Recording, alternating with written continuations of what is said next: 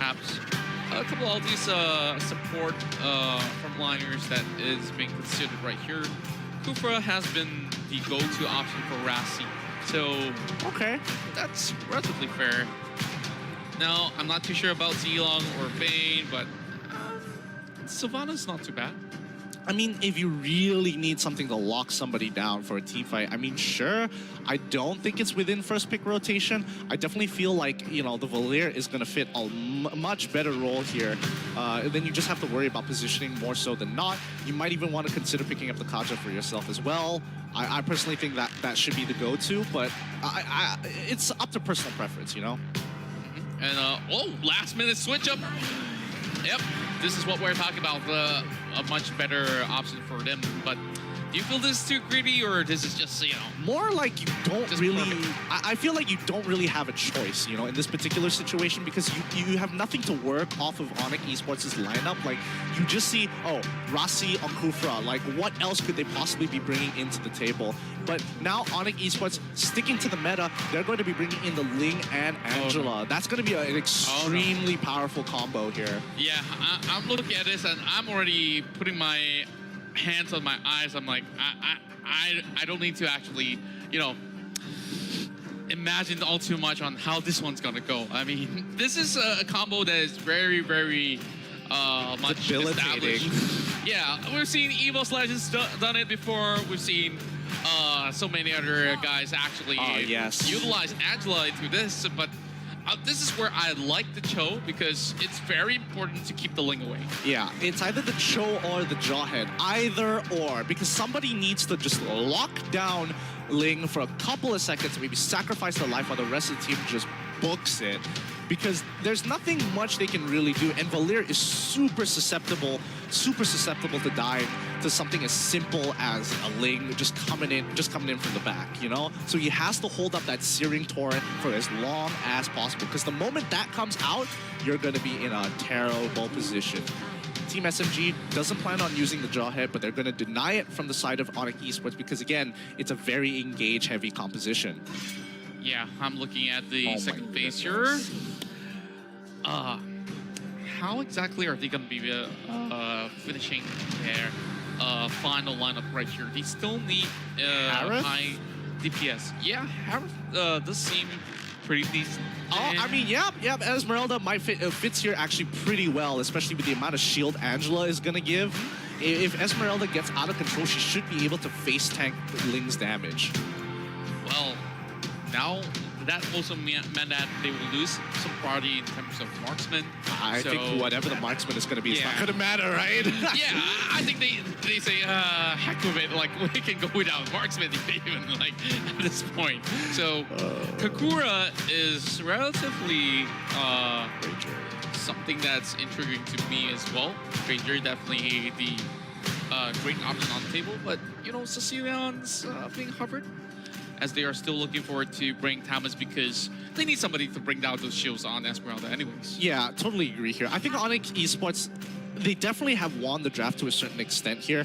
I'm not so sure whether or not they wanted to have like the Thamos to go into the side lane. I feel that's a bit redundant now that you have the Ling. I would have preferred them to actually go for the Granger to actually increase their pick potential to allow easy engages if somebody is isolated or if it hits multiple members that can get them caught out of position.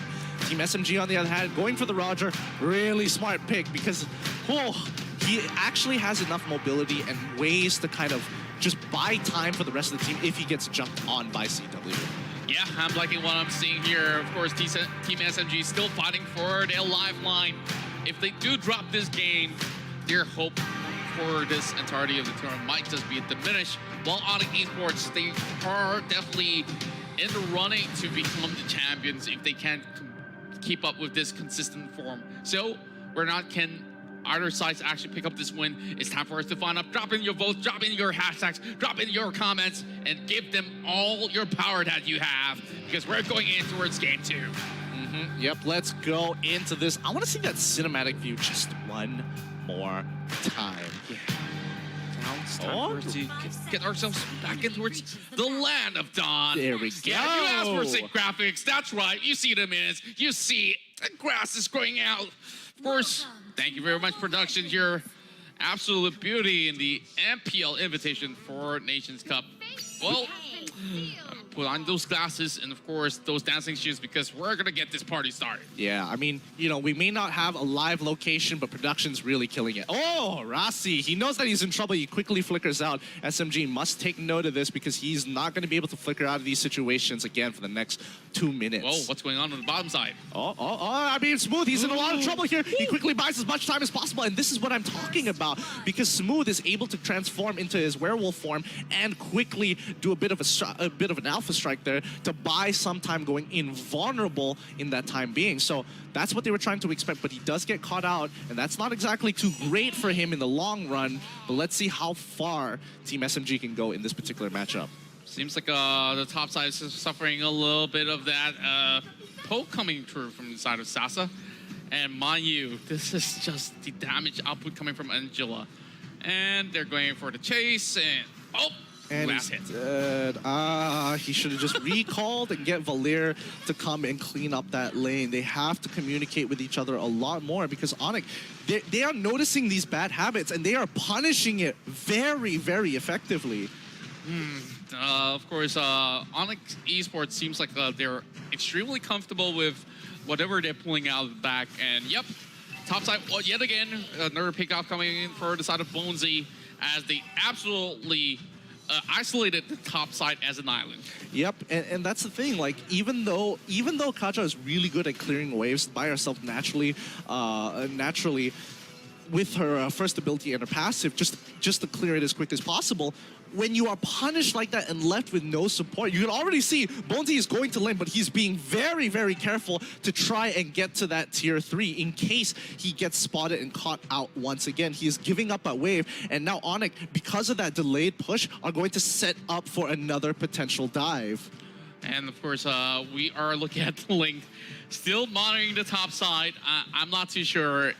Until Bonesy can hit level 4, then he will be well secured, but it doesn't seem to be the case. Isonic finally hits level 3 as well, being the lowest member lowest level member right there. And Bonesy don't even have time to, you know, do much because he doesn't have flicker. Yeah, and you know, one lane needed to be sacrificed, and it was good. And it looks like Team SMG have said, okay, it's going to be topside. We need to stop Anti-Mage right here, right now. He quickly pops up, because Anti-Mage doesn't actually have his ultimate at this point in time, so he quickly goes down. Sasa tries to protect him with the global ultimate there, but they are managing to get on out of that. Isonic, he misses the flame shot. That's going to net him a free death there for the side of ONIC as they are going for the dive onto Smooth. They've dedicated too many resources, and they forget how quickly CW can just transverse across the map. Top side all the way to down below, and that was really, really swift. And not only that, I love the commitment coming in from ONIC Esports. Like, they knew that they're already dove upon. They've already used every single possible spell that they can get out of that. So that was a perfect chance for them to actually break in a couple more kills. Now we're looking at 7 kills in the span of less than 4 minutes. Less than 4 minutes, you know? That's already a big sign. And in terms of EXP, you can definitely see that the main characters, you know, the main carriers are coming up online while the rest of them are slowly falling behind. Like, you expect Smooth to be much further into this game, but looking at CW, he's already got 3 kills under his belt, 3K in the bag. He's literally 1K higher than everybody else into this game. Malim gets an initial catch onto Rassi here, but that means he's going to die with Sasa making sure that his links ensnare him in place as they go in. Rassi once again, he doesn't care. He's gonna pick up another one. CW with the help of Angela gets locked down by Bonesy there. Really, really good play because that could have been devastating. We're just looking at CW stomping everybody because he knows that Sasa will protect him no matter what. But Sasa's getting dove upon. He needs a little backup. And oh my, that burst coming from the Wing Yin Yang is going to be raking up one more kill for the side of Brian as well. Oh boy. Things are looking bleak, bro. Yeah, it's looking really bad. And Bonesy, like, he is just so far behind. His lane was sacrificed by the rest of his team, and it's starting to bite the team in the butt. Neo, being the only hope for the team to hard carry this game, needs more items to turn online. And finally, Smooth, he's just struggling in general. The mid lane is constantly being pushed in, and he can't walk up too far in case he gets caught out by Rassi. Yeah, like the moment that ONIC Esports opened up so many options on the table, I guess like in Malaysia, you don't really see too many Ling players, so they actually opt to pick that up, and look at how scary this Ling is. Yeah. Yeah, this is a devastating game because ONIC Esports, again, in full control. There's nothing much that Team SMG can really do except play for picks here. And I think they should have been doing that much, much earlier into the game rather than fighting the full force. But ONIC Esports is just making it so hard for Team SMG to find an opening even to get in, as Team SMG forced to play defensive. Of course, we're just waiting to see how can Team SMG hold up against Sasa as well as Brian right here. They know that the buff's going to be coming up online. It's either they risk their life attempting for this buff or just give it over to the side of ONIC. Yep. And ONIC now just invading the buffs. We saw this in game 1. They're going to take control of your buffs. They're going to take control of your jungle next. They're going to take away your objectives, and eventually you're just going to suffocate. 7K gold lead, 6 minutes into the game. This is way too big of a lead so soon into this game. And here comes the monster kill. Coming in for the side of CW. Even make me choked for a little bit. I'm not too sure how SMG's going to be feeling. Yeah, I don't know. I'm not sure what Neo was supposed to be doing that far out away from the base, but unfortunately, this is going to put them at a significant disadvantage as the rest of the team rotating down into the backline, as once again, Drian as well as CW just popping off in the backline. They don't even die. Rossi gets kicked with the Way of the Dragon, but it's not going to be enough to secure them the kill here as they flicker over the wall to find the catches. Rossi just does not care. He fears no death. He definitely does not fear any evil at all, but they did get one pick-off in the form of Anti-Mage. So right now, as it stands, of course, the trade seems to be, definitely favoring on the side of ONIC Esports. But hey, better scenarios for the side of Team SMG, just to try to defend for a little bit. So Turtle, no issues for CW as well. Sasa, that Tempest combo alongside with Sasa's ultimate definitely is something that they could have no answer to. Like, it's just really, really bad. It's tough. I mean, they're supposed to have the options to actually deal with it. They have so many ultimates. However, when push comes to shove, they're just unable to react fast enough to how quick Ling goes in and goes into her ultimate. And the moment he's in the ultimate, there's nothing you can do. You just have to either wait out the damage, walk away, or reposition yourself. It's just the fact that ONIC Esports, the moment that does happen, Rossi is there to just jump on them to save his life. He's willing to switch places with CW in a lot of situations. Yeah, like that sort of bait and switch was really good so far. Like, if any of their teammates are in trouble, they will actually do just that. Okay. Yeah, this is not funny anymore. This is not funny. This is a bloodbath. Like, ONIC is destroying Team SMG. Nobody can be left out of place because they will take full advantage. And yep, Sonic is going to get one shot. That backline, there's nothing they can do as they walk into this bottom inhibitor uncontested, and there's nothing Team SMG can do about it. Yep, Bonesy's gonna get one shot here, and boom, dead. Next on the chopping block, oh, Neo, you want some of this? The rest of the team jumps right on top of him with the Tyrant himself, locking him down for 0.5 of a second, and that is gonna net him another free kill. CW unfazed by the dangers ahead of him. Now, they are just delaying the inevitable right now. That's ONIC Esports. They're still looking for more. One more kill going over the side of CW. Make that 11 in the back. This might just be a total of 13. By the end of it all, he's going for a triple. And is this going to be it? Bonesy's still going to be left alive. And it's 2 games in a row. ONIC Esports dominates. Oh, that was a devastating